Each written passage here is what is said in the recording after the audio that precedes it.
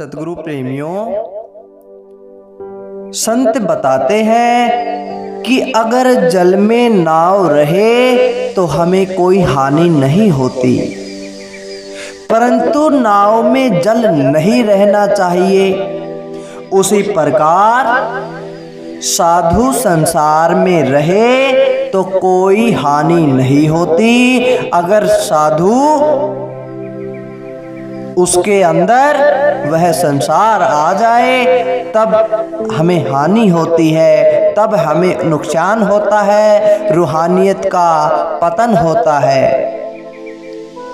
संत कहते हैं कि ध्यान के लिए 3 प्रमुख साधन होते हैं। सबसे पहले एक तो ध्यान में पूर्ण गुरु का मिलाप हो। जब तक पूर्ण गुरु नहीं मिलता उसका बेड़ा पार नहीं हो सकता, हमें 84 लाख योनियों से छुटकारा नहीं मिल सकता। हमारे कान में मंत्र फूंकने वाले बहुत मिल जाएंगे, किंतु ऐसे विरले सतगुरु बड़ी किस्मत से मिलते हैं जो हमारे हृदय में मंत्र फूंकते हैं। संत कहते हैं कि कनफू का गुरु हद का, बेहद का गुरु और बेहद का गुरु तब मिले जब लगे ठिकाने ठोर। जिसको पूर्ण गुरु मिल जाए उसका बेड़ा पार हो जाता है, वह 84 लाख जन्मों के फेरे से छूट जाता है, उसकी मुक्ति हो जाती है।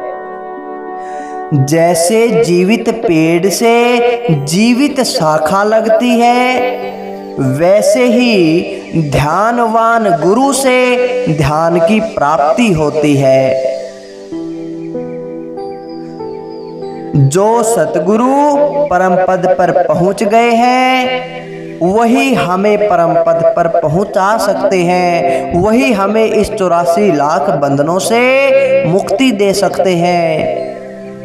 संत कहते हैं जो खुद बंधे हुए हैं, जो खुद माया जाल के अंदर है, काल जाल में फंसे हैं, वे हमें कैसे निकाल सकते हैं। हमें निकालने के लिए, हमें इस 84 लाख योनियों से छुटकारा देने के लिए ऐसे ही गुरु की आवश्यकता है जो खुद मुक्त हो।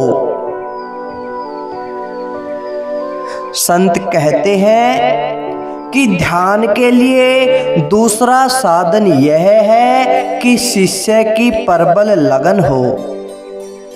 जितनी अधिक लगन और प्रीति होगी उतनी ही शीघ्र सफलता प्राप्त होगी, उतना ही जल्दी वह उस मालिक के दर्शन कर सकेगा, उस लोक तक पहुंच सकेगा, जन्म मरण के इस चक्कर से छूट सकेगा। गुरु में प्रीति कैसी होनी चाहिए? संत हमें कहते हैं कि जैसे पपीहा को स्वाति जल से होती है, जैसे चकोर को चंद्रमा से होती है, जैसे चुंबक को लोहे से होती है, वैसी ही प्रीति हमारी गुरु के साथ होनी चाहिए। जैसे पतंगा अग्नि में जल जाता है उसकी प्रीति के कारण, वैसे ही हमारी प्रीति गुरु महाराज के साथ होनी चाहिए। तब जाकर हम इस 84 लाख बंधनों से मुक्ति पा सकते हैं। अब संत कहते हैं कि हमारा जो तीसरा साधन है, जो ध्यान के लिए बेहद जरूरी है, वह नाम का जप है। नाम जप से हमें नामी की प्राप्ति होती है, हम उस लोक में पहुंचते हैं और हमारी सूरत शुद्ध होकर सहस्त्र दल कमल तक पहुंच जाती है, उस मालिक के दर्शन करती है जिसके दर्शन से इस 84 लाख योनियों का छुटकारा होता है। सतगुरु प्रेमियों, संतों ने हमें यह 3 साधन बताए हैं कि ध्यान के लिए एक ध्यानी में, एक साधक में क्या क्या बात होनी चाहिए। सबसे पहले हमारे पास पूर्ण गुरु की शरण होनी चाहिए, पूर्ण गुरु की छत्र छाया होनी चाहिए, हम पूर्ण गुरु के सानिध्य में होने चाहिए।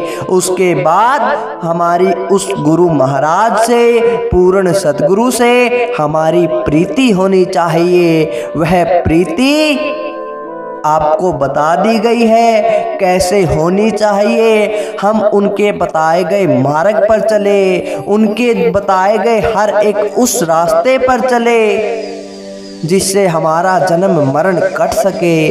और तीसरा जो साधन संतों ने बताया है वह साधन हमारे नाम जाप का है। हम जितना उस जाप को करेंगे उतना ही रूहानियत के खजाने हमारे भरते रहेंगे। गुरु महाराज जो हमें मंत्र दीक्षा देते हैं, जो हमें नाम दान देते हैं, अगर हम उसका जाप नहीं करेंगे तो हम उस जाप को व्यर्थ ही खो देंगे।